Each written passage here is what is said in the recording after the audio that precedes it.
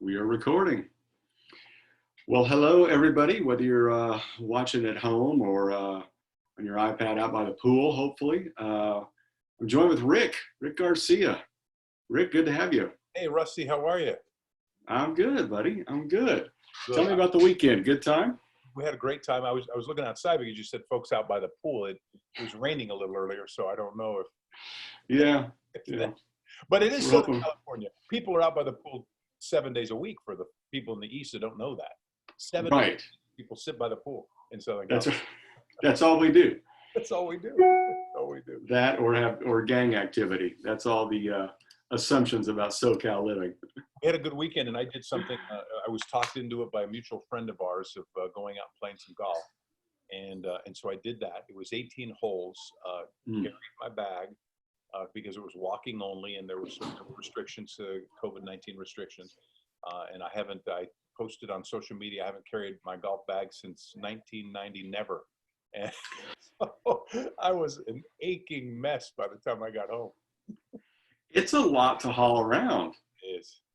Yeah, and for 18 holes especially. I played 9 holes on Thursday, and my game has not gotten better with no practice. So oddly enough, the absence has not made me better. I actually played better. It's about this much better. It was Yeah, about as good as I played in a long time. But if I were to start picking it up more regularly again, I have a feeling it would go south real it would fast. diminish. Yeah, so true. All right, so we called this little show lunch with Rick and Rusty. We like to talk about sports. We talk about pop culture. We talk about faith, and then we like to give out some local shout outs to local businesses who hopefully are going to start gearing up here soon. When it comes to sports, some great news, Rusty.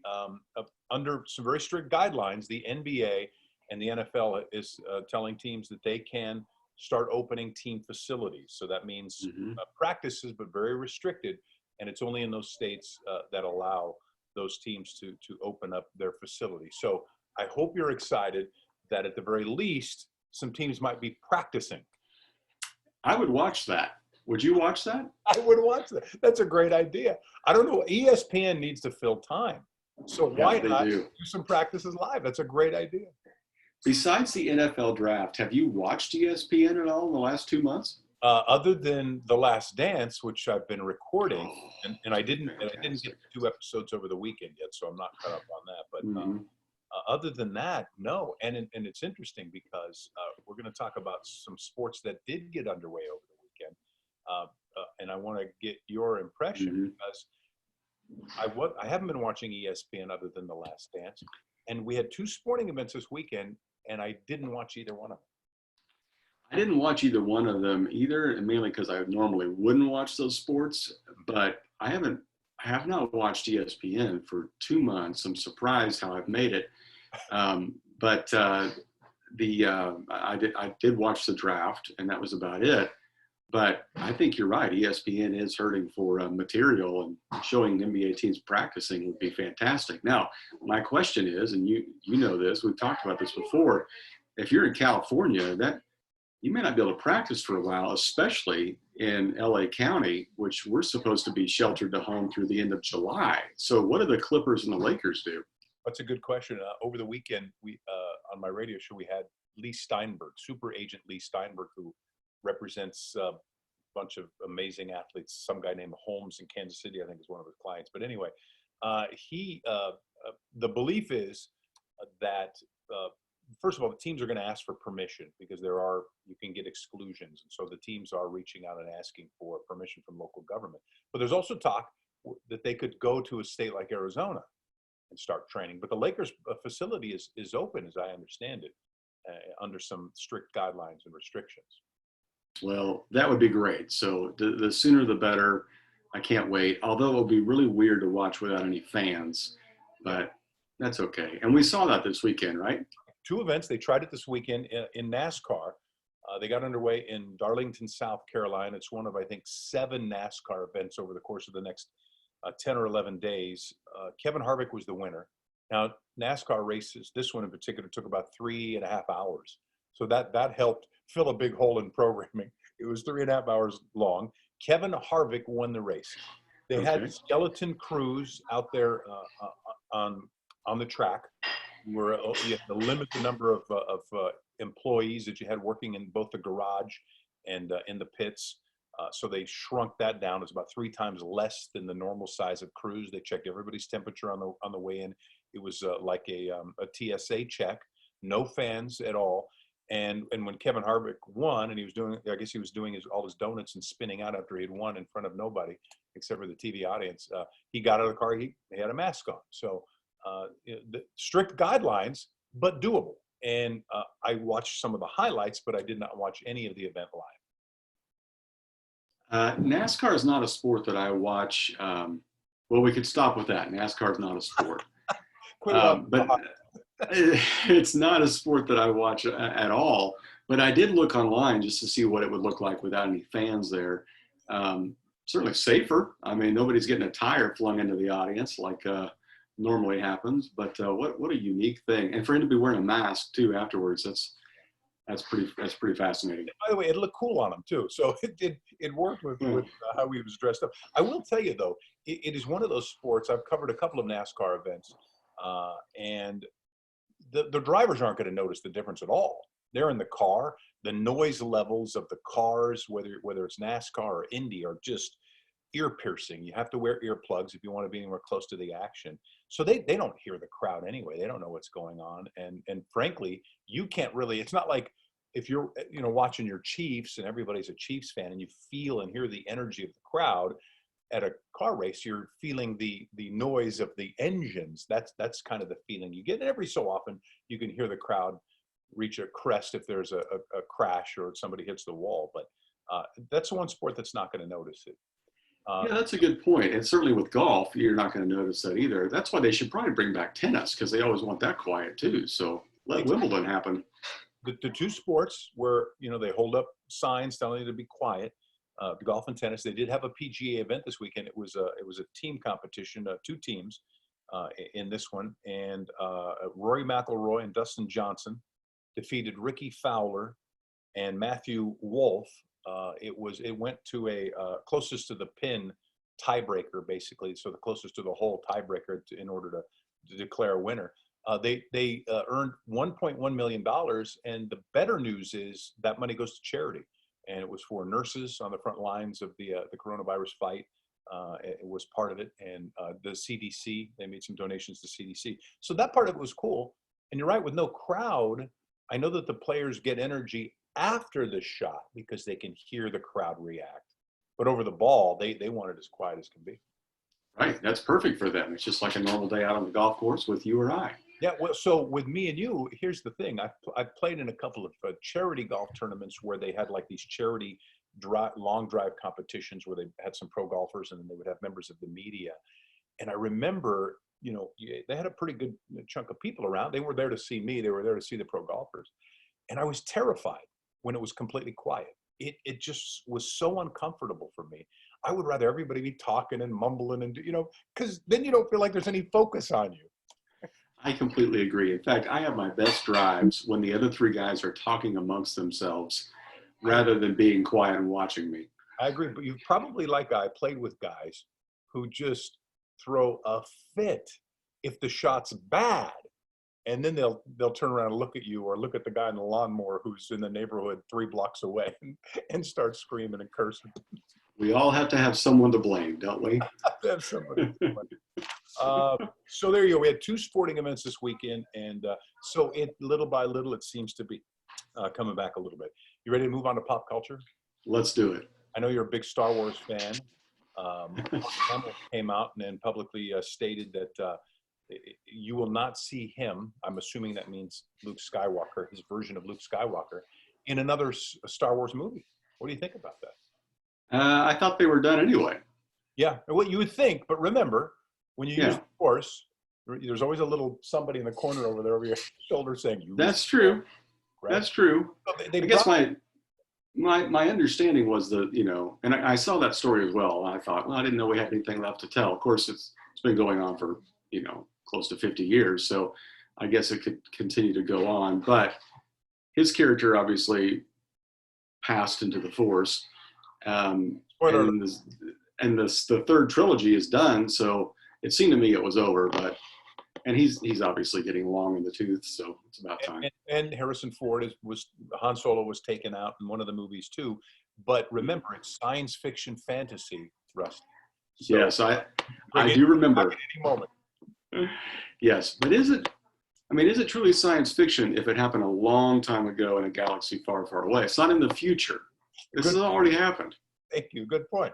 I will tell you, though, that Star Wars was one of the first franchises to bring back actors who are no longer living. Peter Cushing, a great actor from the 60s. I used to watch him in a lot of Dracula movies with Christopher Lee, who's a terrific British actor, was in the original Star Wars flicks. He was long gone, and they, superimposed, or however they do their computer generated magic. And he was in one of the more recent movies, like 3 movies. Yeah.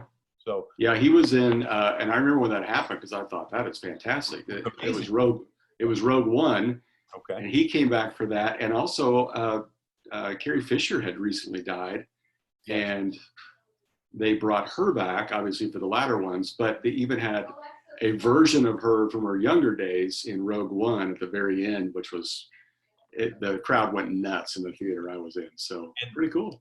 In the case of Carrie Fisher, rather than doing it to computer generated, they actually had some film left over, shots that they didn't use from a previous movie that they were able to use in this last movie. Very nice. All right. So we'll always shoot extra video of you, Rusty, for future sermons down the road, maybe 10 years from now when you're no longer with us. We can just roll them back out if that's okay. There's a lot of B-roll on the cutting room floor, definitely. I'd like to see that. Listen, I wanted to talk about, I love this story about this, restaurants are going to start opening up. They're doing that in a lot of states. They're opening up to minimum amounts of capacity. There's apparently a world-renowned restaurant. It's called the Inn at Little Washington. It's in Virginia. They'll open up to 25% capacity. It's one of these fancy schmancy joints that gets like a 3 Michelin stars, which I guess is a big deal. But because they'll only be at 25% capacity in their efforts to make the restaurant look full, they're going to place well-dressed mannequins at many of the other tables. So sitting next to you will be a very well-dressed gentleman who's not alive. That feels a little Weekend at Bernie's-ish to me. That's strange. What do you think about that? I think it's a good idea. I just think it would create some ambiance, a little bit of character. Now, on the surface, it's creepy, but maybe after a glass of wine or 2, maybe. Or 3. But I know this, there won't be somebody at the table next to me listening in on my conversation. So there is That's true. Will they be playing some background chatter so it sounds like there's people in there? I think that's a great idea. There's a Toyota dealership down off of, it's in Sherman Oaks, right down there by the ArcLight, that they have a parking garage with cars in there for their dealership, and they placed mannequins out there. Have you seen this? Is that Universal? It used to be Universal City Nissan. Oh, wait. I think so. I mean, it's been around forever, but can you see it from the freeway? Oh yeah. You see people standing around in there, and it looks like, boy, they've always got a crowd. So I guess that's the idea. That's the idea. Make it look like it's. All right, you ready to talk about faith a little bit? Yeah, let's do it. All right. So last weekend we wrapped up. We closed out the series that love the ones or like the ones you love. It began with know, trust, rely, commit, and then touch. And so yesterday or the last couple of days, my pastor preached about sex at my church. I was curious because, as a pastor, is that the most uncomfortable sermon that you have to have or give? No, I don't think so. It's typically about money. That's the most uncomfortable because when you talk about money, you're inevitably going to make half the room angry. When you talk about sex, most of the people are excited about that. So for the most part, I mean, it's uncomfortable to some degree, especially, when you're filming it and there's 4 or 5 people out there watching you talk about this, or if you're doing it live, you've obviously got a room full of people. It's uncomfortable for me because I watched it like everybody else with their family. So I'm sitting there with my kids. So but they're 17 and 15. They should know about this stuff. And so it's a little awkward, but it needs to be shared. And I think people want to know what's God's view of sexual boundaries. And it's what's wonderful about it is it's not to punish us. It's to actually give us the best possible version. It's like when you buy something from the store and you are using it for all the wrong things, or you don't know how to hook it up right. Then you read the instructions and suddenly it works right and it goes to exactly what it's supposed to be. That's kind of what this is. So that was our goal, to do it that way. And of course, we cut it up into 2 parts. So part 1 was just about, the importance of touch and affection in your family. And part 2 was more of the sexual intimacy. So it created for some interesting conversations in our home and awkward moments. But hey, I got to quote Steve Miller Band. So, how can you go wrong? Yes, you did. And it's interesting because this is, I won't generalize, but in our family, the wife was very seriously tuned into the conversation. And every minute she'd look over at me and she could tell I was about to make a crack, because the immature man that I am, it took me back to 5th grade, I had to say something. Yes. And there were times where I watched you, Pastor, and I thought, is he gonna laugh? Is he gonna start laughing right now? And I just thought the difference between men and women in this conversation. Yes, definitely. Yeah, I had a few things that I thought, that just sounds funny and I can't believe I'm saying it. So, oh well, I tried to keep it together. We got that one done in a couple of takes. Oh, it did take a couple. Yes, it did. It did. Right. So what's on tap for the services this week? A new series? Well, we're going to tap into something that everybody's talking about right now, and that is, what does life look like after COVID? We're beginning to see the boulders being rolled away. We're seeing cracks of light. And even though we're in LA County right now and we're not supposed to be open until August 1st, we're starting to see some things moving out there. And that's great. But what's life going to look like on the other side? What does that mean for us with businesses? And those of us in certain occupations, we're wondering, do people ever come back to a physical location, or do they just stay digital? How are people going to be amongst people? Are they going to feel safe? Are they going to be safe? All of these things that we're wondering about and questioning about really takes a toll on our soul, which is this whole 6th level of grief people are talking about, this anticipatory grief, where you're grieving over what might happen, which is a lot of things that our families are dealing with right now. In fact, some schools have already come out and said that they're going to be online next year. And you might come to the campus 2 days of the week, but most of the time you're going to be online. I mean, that's a big shift for our kids. And socially speaking, that's having a toll on them. So we're going to talk about, what does the new normal look like? How does that impact us as people who consider ourselves followers of Jesus, and those of us that are still questioning? And so we're going to march through that over 4 weeks, simply called New Normal.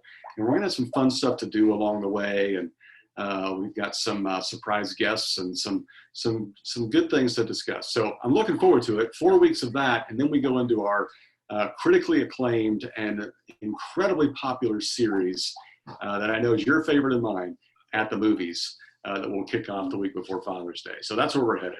It's funny. I always and I've lost track now because I've been going to church there for a little while now. But initially, I always marked the anniversaries based on the At the Movies, and I always, now I don't like when things are, when people give the endings of a movie. I don't like spoiler alerts. I don't want to know anything about a movie. If I'm watching a trailer, sometimes I'll turn my head. My wife wants to see trailer beginning to end. But I do remember we were golfing one time and you guys started talking about the one that was coming up, and I didn't tell you that. I had to go plug my ears because I don't want to know what the movies are. I want to be surprised when I watch. Well, I won't tell you what they are, but they're all new, no repeats from years before, and I can't wait. It'll be fun. Yeah, it's a crowd favorite, no question about it. Oh, I guess we got to make our own popcorn, though. You do have to make your own popcorn. The only people that are happy about this series being in our homes are our custodial team, because they're not cleaning up popcorn this year. I've never heard of a church where you got to take popcorn inside. It's always been a. That's right. That's right. For me. Should we give some shout outs to some local businesses? Absolutely. I'll kick us off. I'll give a shout out to Status Not Quo. It is a web-based company that helps you design websites, manage all your digital platforms. Incredible company, right here, locally based, by Scott and Pam Capistrano. incredible family and part of real life, and we love them and love their business too. They do great stuff. Status not quo. Status not quo. I'm going to give a shout out to some of our go-to takeout joints if we're in a big hurry for something fast. They've done, I think, a really good job with the, I guess you could call it kind of touchless sort of service that people are talking about. That would be the wonderful employees over at the Habit and the wonderful employees over at the Panda Express. They make it really easy to go in and get your food. You feel safe about it, and to take it with you. And those are real quick staples for anytime you're in a hurry. You want to give mom or dad a break in the kitchen. Those are good ways to go. Those are good ones right there. Absolutely. Well, for everybody watching, if you want to catch up with Rick, you can do that on KHTS, your hometown station, which has an app, but also 1220 AM and 98.1 AM or FM here in the Santa Clarita Valley. And that's where Rick will be. Any special guests coming up this week? Not that I can mention yet. I've got some phone calls out, so hopefully we'll get some. I'm making an attempt to go after a guy who was my idol growing up. So we'll see if I can pull that up. If I have more to share on that, I'll let you know. In the meantime, if you want to see what Pastor Rusty George is up to, it's very simple. You just go to pastorrustygeorge.com. All right, Rick. Well, thanks so much, buddy. Yeah, thank you. And we will see you all next Tuesday. All right. Have a good week.